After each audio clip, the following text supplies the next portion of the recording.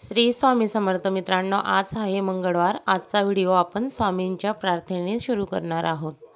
ब्रह्मानंदं परम सुखदं केवलं ज्ञानमूर्ति गंगातीतं गगनसदृशं तस्वमस्यादिलक्ष्यम् एकं नित्यं विमलमचलं सर्वादिसाक्षिभूतं भावातीतं त्रिगुणरहितं सद्गुरुं नमामि।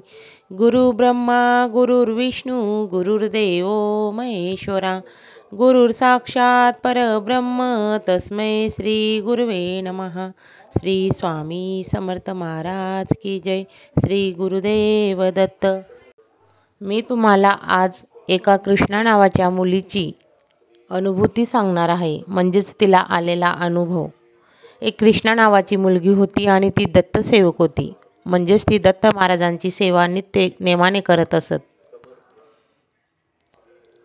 सेवा करत असताना तिला गावकऱ्यांनी चरित्रहीन असा आरोप तिच्यावर दिलेला होता। ही मुलगी चरित्रहीन आहे असं म्हणत सगळे गावकरी म्हणत होते की हिला गावाबाहेर काढायचं।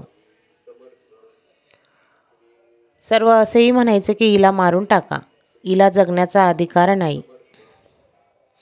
पंचायतीकडे सर्व गावकरी तिच्या मृत्यूची मागणी करत असत। कृष्णाला भयंकर राग आला।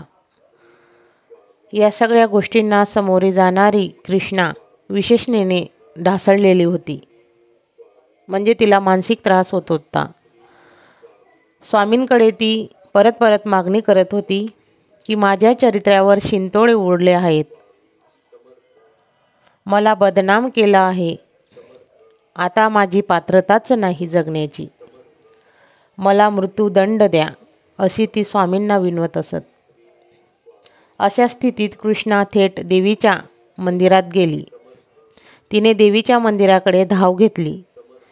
तिथून तिने देवीच्या जवळचा त्रिशूळ उचलला आणि तो स्वतःच्या पोटात खुपसणार त्या क्षणी एक चमत्कार झाला, म्हणजे स्वामी लीला घडली। समर्थांचा आवाज घुमू लागला। आयुष्य आमच्या चरणी वाहिलेस तू, संपवण्याचा अधिकार तुला कोणी दिला? कृष्णा घाबरली। आजूबाजूला चहूकडे ती बघू लागली। आवाज येत होता पण कोणी दिसत नव्हतं।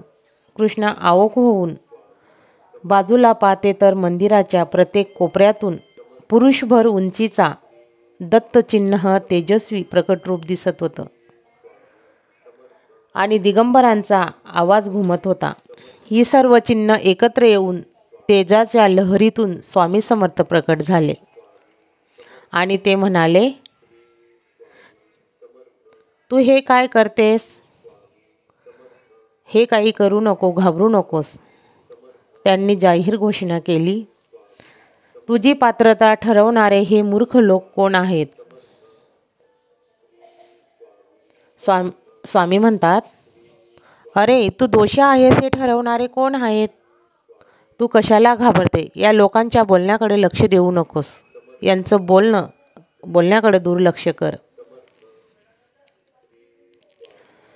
नेहमी अडचणी येतातच, तू कशाला घाबरते? कृष्णा बाळा, मी आहे ना पाठीशी। आणि स्वामी अशी लीला दाखवतात की आणि तिथूनच खरी स्वामी लीला सुरू झाली। स्वामींनी अशी लीला दाखवली की कृष्णावरचा जो चरित्रहीनचा आरोप होता तो नाहीसा झाला। गावकऱ्यांनी तिला जवळ केलं। अशी आपले स्वामी आहेत, त्यांची लीला खूप वेगळीच आहे। तुम्हाला कृष्णाचा अनुभव कसा वाटला? चांगला वाटला असेल तरच चॅनलला सबस्क्राईब करा, लाईक करा। श्री स्वामी समर्थ मित्रांनो।